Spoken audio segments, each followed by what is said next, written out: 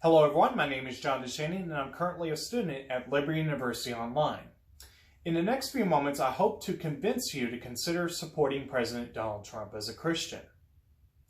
And I want to begin with this question. If America falls, where can you go?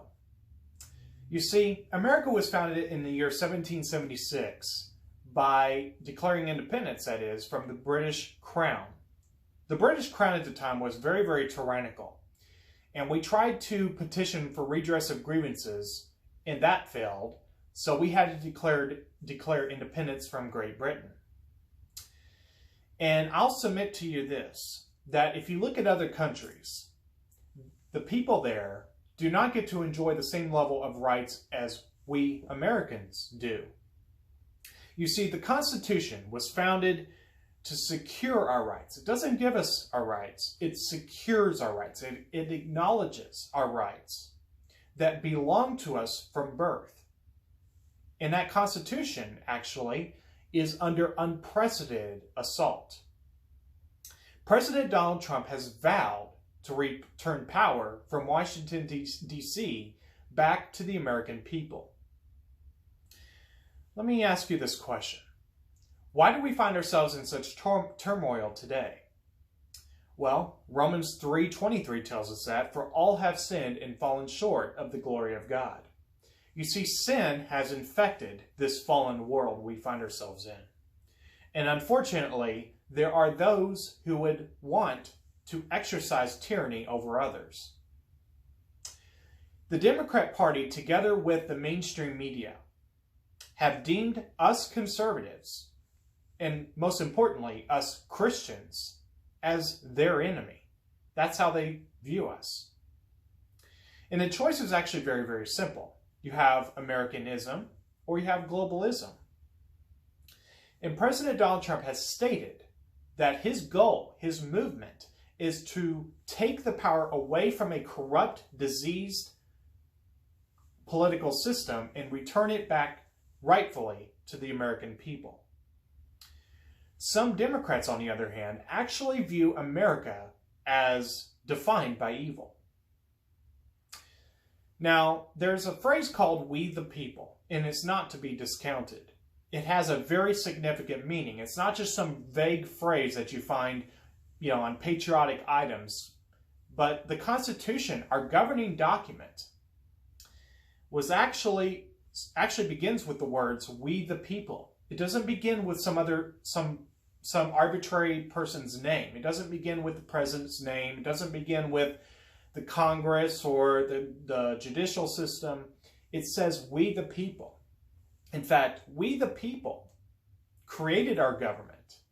It is only by our own consent does government exist. In fact, the 9th Amendment of the U.S. Constitution actually acknowledges the fact that any basically enumeration, that's to say the presence of saying that there are these rights that are listed in the Constitution, that just because it mentions certain rights, it doesn't harm other rights. In fact, basically, the people retain rights as a whole. Now, let me ask you this question. Why is President Trump crucial to the restoration of liberty in America?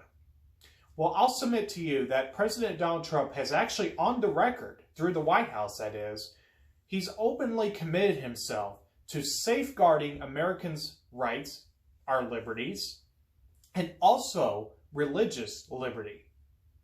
In fact, let me use a specific example. In the year 2017, President Donald Trump signed an executive order that basically limits the enforcement of the Johnson Amendment. Now, the Johnson Amendment, just to briefly say, basically put something of a gag order, or basically restricted the liberty of churches to have any say-so, specifically at least, in the political system. And basically, President Trump, by that executive order, acknowledges that churches may indeed engage in political discourse. And I'll submit to you this too. For those that say that churches should not be in the political system, for those that say that churches should not speak out politically, is what I'm trying to say, I'll submit to you this point. Jesus said in Scripture to occupy till he comes. Just throw that out there. Now, let me switch gears to Israel, because we Christians should know that Israel is very, very important, that we should support Israel in any way we can. How has President Trump helped Israel? Well, he actually has formally acknowledged that Jerusalem is the capital, the rightful capital of Israel. He also did something that other presidents may have either promised to do or just didn't promise at all. He actually moved the U.S. Embassy, under budget that is, to Jerusalem. He actually got a good deal on moving the embassy to Jerusalem. And that was something very, very courageous that other presidents just didn't do. And President Trump also acknowledged Israeli sovereignty over the Golan Heights region. And in fact, Israel, to demonstrate their gratitude for such, they actually named a town in that area Trump Heights. And that clearly demonstrates their gratitude for President Trump and what he did to help Israel.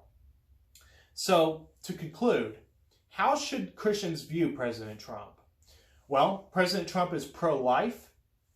And in my view, being pro-choice and being pro-life is night versus day.